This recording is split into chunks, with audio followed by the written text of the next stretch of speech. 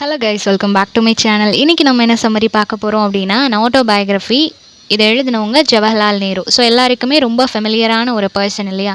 India freedom வாங்கினதுக்கப்புறம் இருந்த first prime minister இவர் தான். இந்த பர்டிகுலர் ஒர்க் அண்ட் ஆட்டோபயோகிராஃபி அப்படின்றதுக்கு இன்னொரு டைட்டில் என்ன அப்படின்னா, டுவர்ட் ஃப்ரீடம்.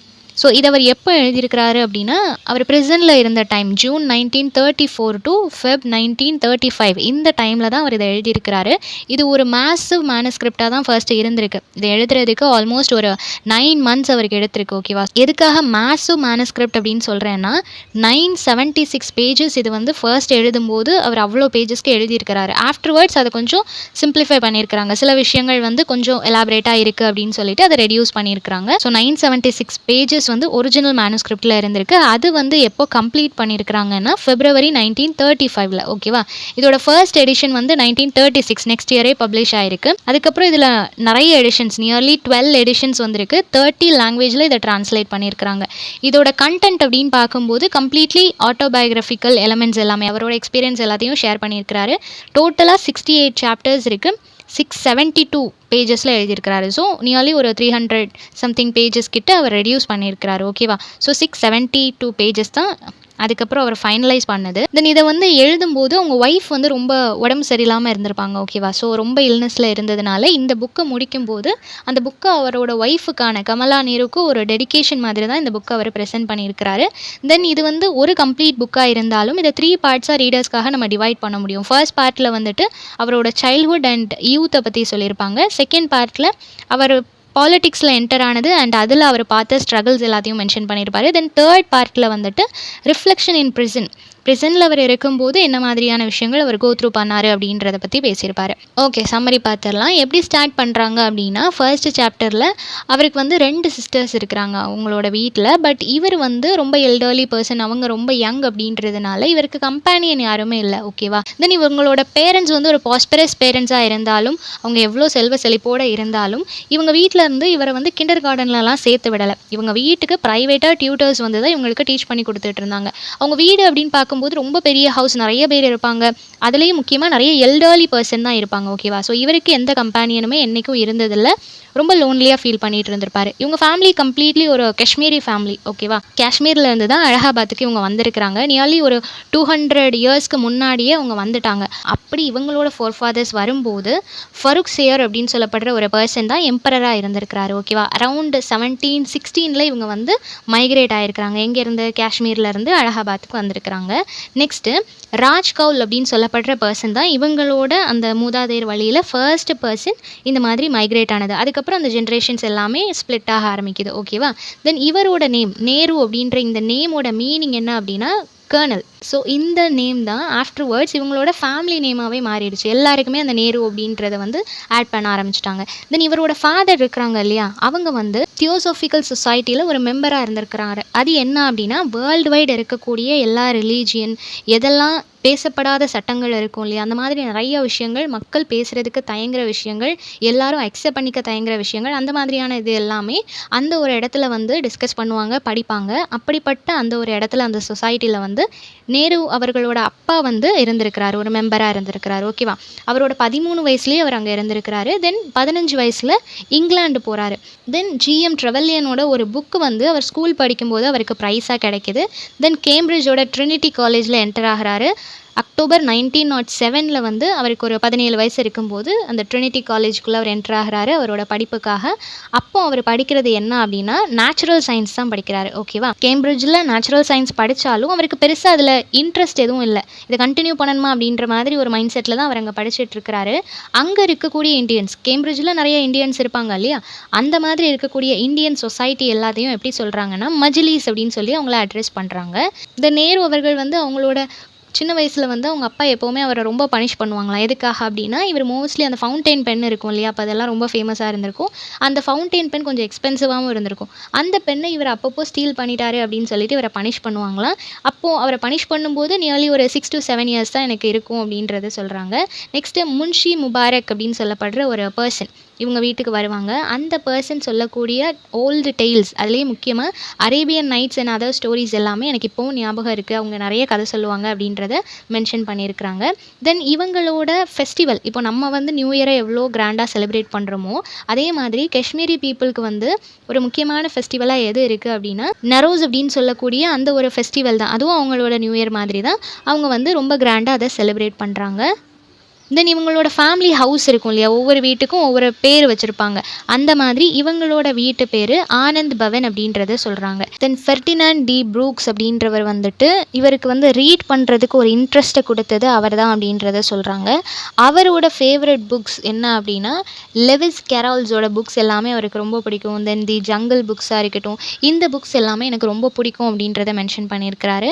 தென் ப்ரூக்ஸ் இருக்கிறார் இல்லையா, அவரை இவங்க ஃபேமிலிக்கு இவங்களோட அப்பாவுக்கு ரெக்கமெண்ட் பண்ணது யார் அப்படின்னா ஆனி பெசன்ட் அப்படின்ற அந்த கேரக்டர் தான் ப்ரூக்ஸை வந்து இன்ட்ரடியூஸ் பண்ணுது. ஸோ அவர் மூலமாக எனக்குள்ள ரீடிங் ஹேபிட்ஸ் வந்து நிறைய வந்துச்சு, நிறைய புக்ஸ் எனக்கு ஃபேவரட் ஆச்சு அப்படின்றத சொல்கிறாங்க. நெக்ஸ்ட்டு ஒன்ஸ் இவருக்கு வந்து நார்வேக்கு போகிறதுக்கான ஒரு ஆப்பர்ச்சுனிட்டி கிடச்சிருக்கும். ஸோ அந்த மாதிரி இவர் நார்வேக்கு போகும்போது ஒரு ஒயிட் மென்னோட இவருக்கு ஒரு ஃப்ரெண்ட்ஷிப் கிடச்சிருக்கும். ஸோ 2 பேரும் சேர்ந்து ட்ராவல் பண்ணிகிட்டு இருக்கிறாங்க. அப்போ வந்து ட்ரெக்கிங் மாதிரி அந்த மவுண்டன் எல்லாம் தாண்டி போகணும் அப்படின்னு சொல்லிட்டு பயங்கர அட்வென்ச்சரஸான ஒரு ஜேர்னி எல்லாம் போயிட்டு இருக்கும்போது இவருக்கு வந்து குளிக்கணும் அப்படின்னு சொல்லி தோணுது. பட் ஸ்வெட் ஆனால் தான் நம்ம குளிக்கணும் அப்படின்னு சொல்லி நினைப்போம். நமக்கு வந்து ஃப்ரெஷ்ஷாக தானே இருக்கிறோம், எது குளிக்கணும்னு சொல்லி அங்கே யாருமே இம்பார்ட்டன்ஸ் கொடுக்கறதில்ல. பட் இவருக்கு வந்து இந்தியன் ட்ரெடிஷன் படி அடிக்கடி குளிக்கணும், ஃப்ரெஷ்ஷாக இருக்கணும் அப்படின்றதுனால இவருக்கு குளிக்கணும் ட்ரை பண்ணுறாரு. பட் இவர் ஸ்டே பண்ணியிருந்த ஹோட்டலில் எந்த விதமான ஃபெசிலிட்டிஸும் இல்லை அப்படின்றதுனால வெளியே போய் குளிக்கலாம் அப்படின்னு சொல்லி முடிவு பண்ணுறாரு. அங்கே ஒரு வாட்டரி ஏரியா இருக்குது. ஸோ அங்கே போகும்போது அது ரொம்ப ஸ்லிப்பரியாக இருக்குது. ஓகேவா, வாட்டர் பிளேஸ் இருக்குது அப்படின்றதுக்காக அவர் அங்கே போகிறாரு. பட் அது ரொம்ப ஸ்லிப்பரியாக இருக்கிறதுனால அங்கே வழுக்கி விழுந்துடுறாரு. விழுந்த ஸ்பீடில் அவரோட பாடி ஃபுல்லாக ஃப்ரீஸ் ஆன மாதிரி அவருக்கு ஃபீல் ஆகுது. அவரால் எழுந்து நிற்க முடியல, அந்தளவுக்கு உறைஞ்சி போகிறாரு. அப்போ அந்த ஒயிட் மேன் அவருக்கு ஃப்ரெண்ட் ஆனார் இல்லையா, அவர் தான் அவரை ரெஸ்கியூ பண்ணுறாரு. ஸோ இந்த மாதிரியான அட்வென்ச்சரஸ் மூமெண்ட்ஸும் அவரோட லைஃப்பில் இருந்திருக்கு. நெக்ஸ்ட்டு 1912 வந்து ஒரு இன்னர் டெம்பிள்குள்ளே போகிற மாதிரியான ஒரு ஆப்பர்ச்சுனிட்டிஸ் அவருக்கு கிடைக்கிது. தென் அங்கே போகிறாரு. 7 இயர்ஸ் அவர் இங்கிலாண்டில் ஸ்பெண்ட் பண்ணுறாரு.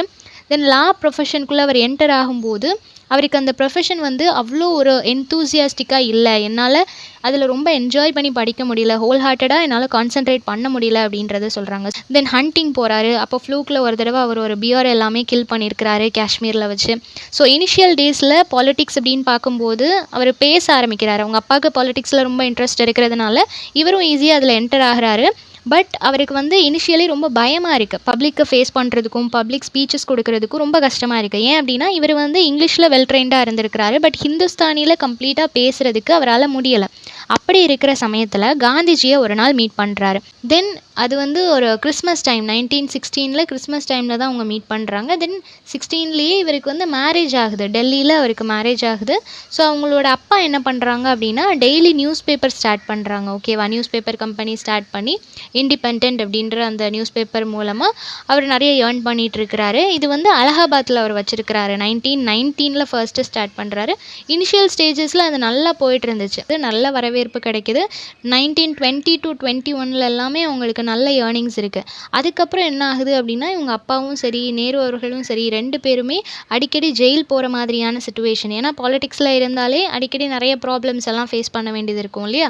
ஸோ அந்த மாதிரி அவங்க அடிக்கடி ஜெயிலுக்கு போயிட்டு வர்றதுனால ப்ராப்பரான மெயின்டெனன்ஸ் இல்லாமல் இந்த நியூஸ் பேப்பர் கம்பெனியை இழுத்து மூடுற மாதிரியான ஒரு சிச்சுவேஷன் ஆச்சு.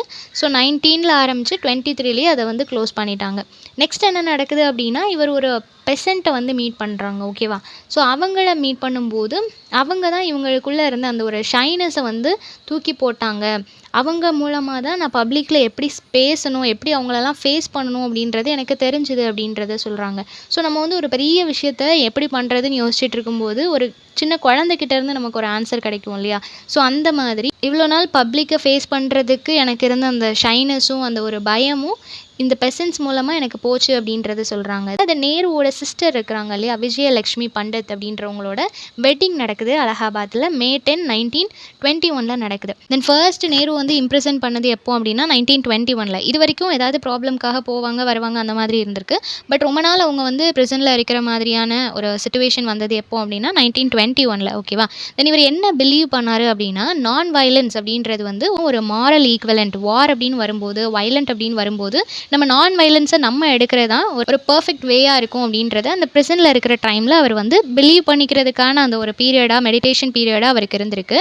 தென் டிசம்பர் 1921 அண்ட் ஜான்வரி 1922 இந்த பீரியட் வரைக்கும் நியர்லி 30,000 பீப்புள் வந்து இம்ப்ரிசனில் இருந்திருக்கிறாங்க. ஓகேவா? ஸோ எதுக்காக அப்படின்னா அந்த சிவில் டிஸ்ஒபீடியன்ஸ் மூமெண்ட் நடந்துகிட்டு இருந்த பீரியடில் 30,000 பீப்புளை வந்து இம்ப்ரிசன் பண்ணுற மாதிரியான சுச்சுவேஷன் ஆயிருக்கு. அந்த டைமில் அசாட் பஞ்சாப் அப்படின்னு சொல்லப்படுற ஒரு பர்சன் அவர் வந்து என்ன பண்ணுறாங்க அப்படின்னா சாட்டையால் அடித்து கொடுமைப்படுத்துகிற மாதிரியான சுச்சுவேஷன் எல்லாமே நடந்திருக்கு. ஸோ ரொம்ப சிவியரான வயலன்ஸ் அந்த பீரியடில் இருந்திருக்கு.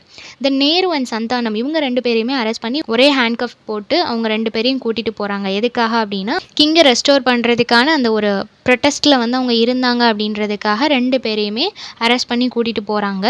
நெக்ஸ்ட் என்ன நடக்குது அப்படின்னா எம்ஏ ஜின்னா இருக்கிறாங்க இல்லையா, அவங்க வந்து இறந்து போகிறாங்க. எப்போனா நேரு வந்து ப்ரிசனில் இருக்க டைமில் அவங்க இறந்து போகிறாங்க. அவங்கள தான் ஆல்ரெடி சரோஜினி நாயுடு வந்து ஹிந்து முஸ்லிம்ஸோட யூனிட்டிக்கு ஒரு எக்ஸாம்பிள் அவங்க தான் ஒரு சிம்பிளாக இருக்கிறாங்க அப்படின்றத ப்ரைஸ் பண்ணியிருப்பாங்க. இப்போ அந்த பர்சன் வந்து இறந்து போகிறாங்க. இந்த நேரு கிட்ட ஒருத்தங்க ஆல்ரெடி வார்ன் பண்ணுறாங்க, உங்களோட கலீக்ஸில் ஒருத்தங்களே உங்களை வந்துட்டு தோக்கடிக்கிறதுக்கு உங்களை கொல்றதுக்கு சான்சஸ் இருக்குது. ஸோ பி அவேர் அப்படின்ற மாதிரி அவங்க வந்து வார்ன் பண்ணிட்டு போகிறாங்க. தென் சில காங்கிரஸ் முஸ்லிம்ஸ் எல்லாம் இருப்பாங்க இல்லையா, அவங்க வந்து ஒரு குரூப் ஒன்று ஃபார்ம் பண்ணுறாங்க.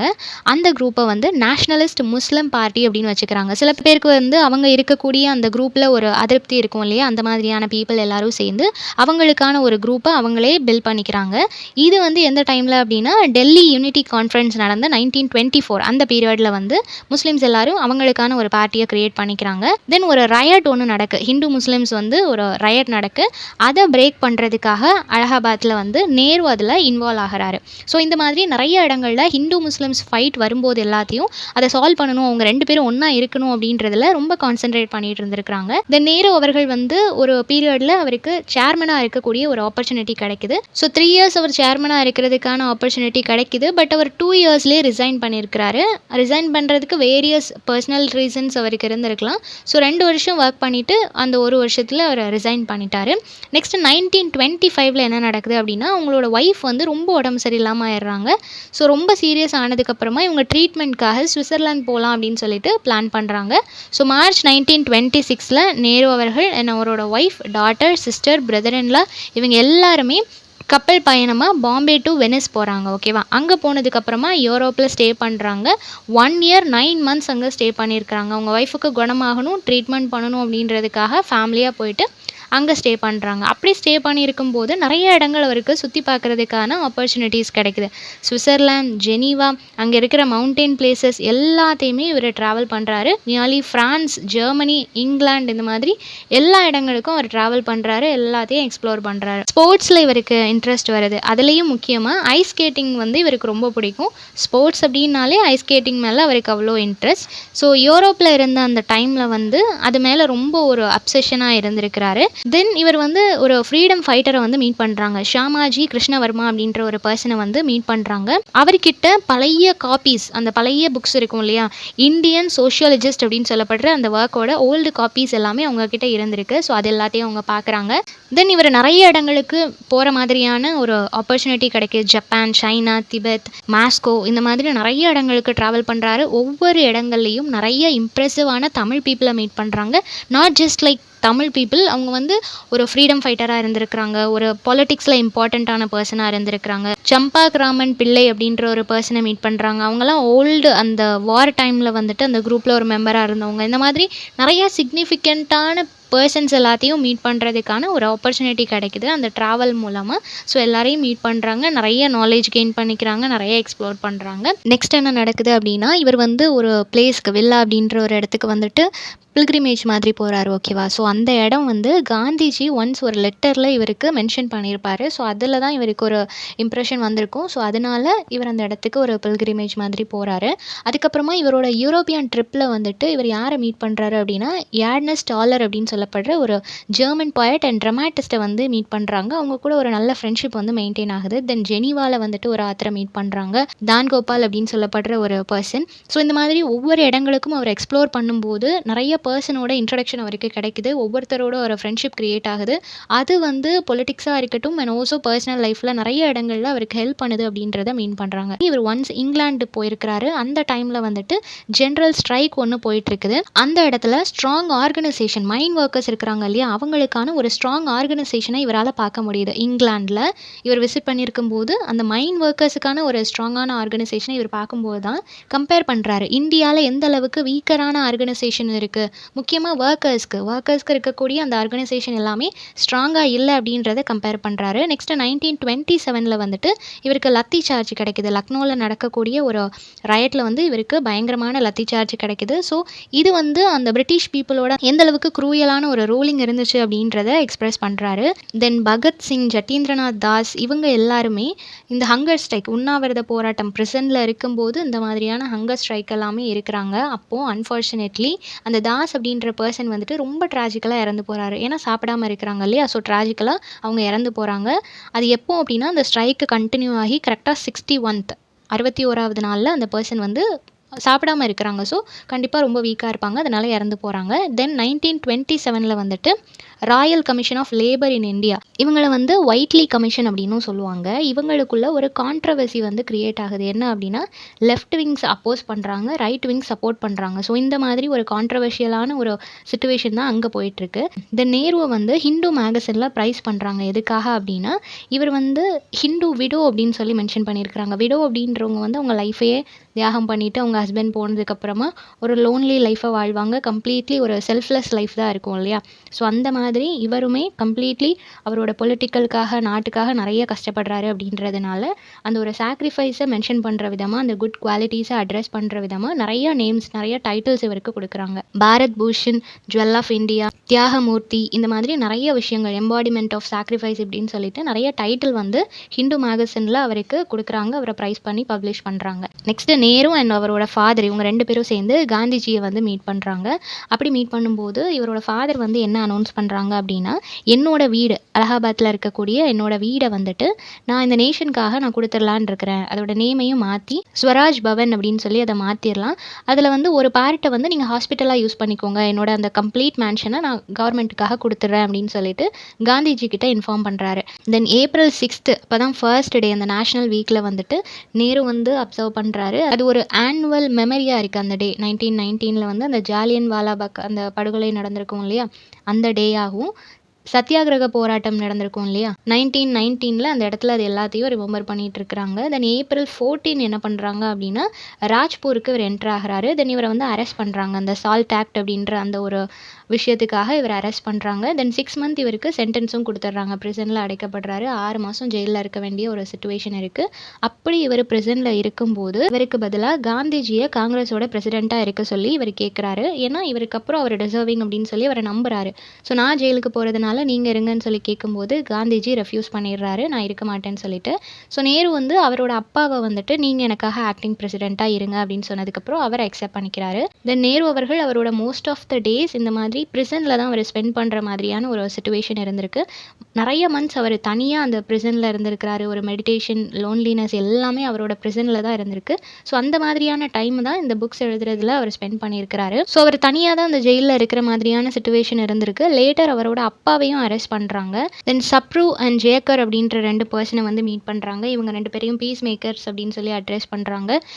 இவங்க வந்துட்டு Congress and also British government இவங்களுக்கு இடையில வந்து ஒரு பீஸ் மேக்கராக இவங்க 2 பேரும் இருந்திருக்கிறாங்க அப்படின்றத மென்ஷன் பண்ணுறாங்க. ஒவ்வொருத்தர் ஒவ்வொரு பக்கம் ப்ரொட்டஸ்ட் பண்ணிட்டு இருக்கிற சமயத்தில் காந்திஜியையும் அரெஸ்ட் பண்ணுற மாதிரியான ஒரு சுச்சுவேஷன் இருக்குது.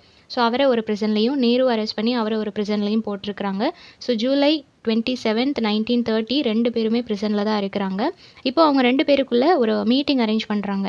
காந்திஜி, நேரு, அவரோட அப்பா வல்லபாய் பட்டேல், ஜெய்ராம் தாஸ், சரோஜினி நாயுடு இவங்க எல்லாரும் மீட்டிங்கே அரேஞ்ச் பண்ணுறாங்க. அந்த மீட்டிங் வந்து August 13 to 15 வரைக்கும் நடக்குது. ஸோ 3 நாள் அந்த மீட்டிங் நடக்குது. அந்த 3 நாளில் தான் அவங்க வந்து கன்ஃபார்ம் பண்ணுறாங்க, நாங்கள் அந்த சிவில் டிஸ்ஒபீடியன்ஸை வந்து வித்ட்ரா பண்ணுறோம் அப்படின்றத அவங்க அக்செப்ட் பண்ணுறாங்க. ஸோ இந்த மாதிரி இவங்க எல்லாரும் சேர்ந்து தான் இந்த முடிவை வந்து அவங்க எடுக்கிற மாதிரி இருக்குது. தென் ஒரு நியூ இயர் டே January 1, 1931 வந்து ஃபர்ஸ்ட் டைம் கமலா நேருவை அரெஸ்ட் பண்ணுறாங்க. அப்படி அரெஸ்ட் பண்ணும்போது அவங்க சொல்கிறது என்ன அப்படின்னா, அவங்க ரொம்ப ஹாப்பியாக இருக்கிறதாவும் அவங்களோட ஹஸ்பண்டோட அந்த பாத்தை ஃபாலோ பண்ணுறதுனால நான் ரொம்ப ஹாப்பியாகவும் அண்ட் ஆல்சோ ப்ரௌடாகவும் இருக்கிறேன் அப்படின்றத மென்ஷன் பண்ணியிருக்கிறாங்க. அண்ட் ஆல்சோ அவங்களுக்குள்ள ஒரு நம்பிக்கை இருக்குது, நான் வந்து ஜெயிலுக்கு போனாலும் இந்தியாவில் இந்த ஃப்ளாக் வந்து பறந்துகிட்டே இருக்கும் அப்படின்ற நம்பிக்கையோடு அவங்க உள்ளே போகிறாங்க. ஸோ இதான் பார்ட் 1ஓட சம்மரி. இந்த சம்மரி எல்லாருக்கும் புரிஞ்சிருக்கும்னு நினைக்கிறேன். நெக்ஸ்ட் என்ன டாப்பிக்கில் வீடியோ போடலான்னு சொல்லி கமெண்ட் பண்ணுங்கள். தேங்க்யூ ஃபார் வாட்சிங்.